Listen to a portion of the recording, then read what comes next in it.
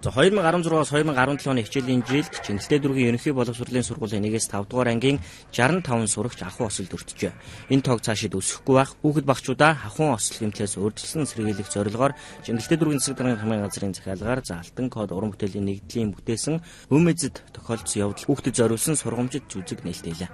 За энэхүү сургамжит жүжиг нь аюул тослын их үүсвэр болсон гал төмрийн ос ялангуяа ахуйн хүрээнд ихээр үйлдвэрлэж байгаа халуун тогоо цахим тоглоомын хор үнэлийг хүүхэд багчуудад ойлгуулж урьдчилан сэргийлэх энэ төрлийн яваар ослоос өөрийгөө бол найз нөхдөд хамгаалах ойлголт мэдлэгийг эзэмшүүлэх зорилготой юм а.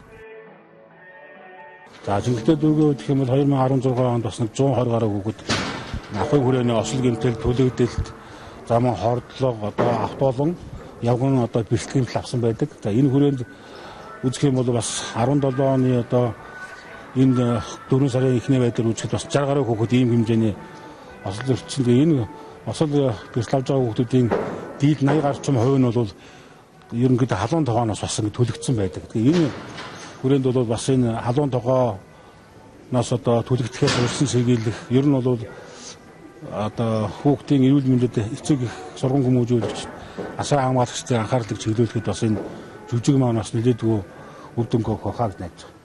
За Чингэлтэй дүүргээс 2016-аас 2020 онд иргэдэн жаргалтай ирээдүйн гэрэлтэй дүүрэг зорилгыг дэвшүүлж Чингэлтэй боловсрол эрүүл мэнд 2020 хамтдаа өгжий жаргалтай гэр бүл хотын иргэн хотын соёл гамшигын эрсдлийг олон нийтийн оролцоотой бууруулах гал төмрөөс урьдчилан сэргийлэх зэрэг дэд хөтөлбөрүүдийг боловсруулан иргэдийн төлөөлөгчдийн хурлын тэргүүлэгчдийн хурлаар батлуулан хэрэгжүүлж байгаа юм.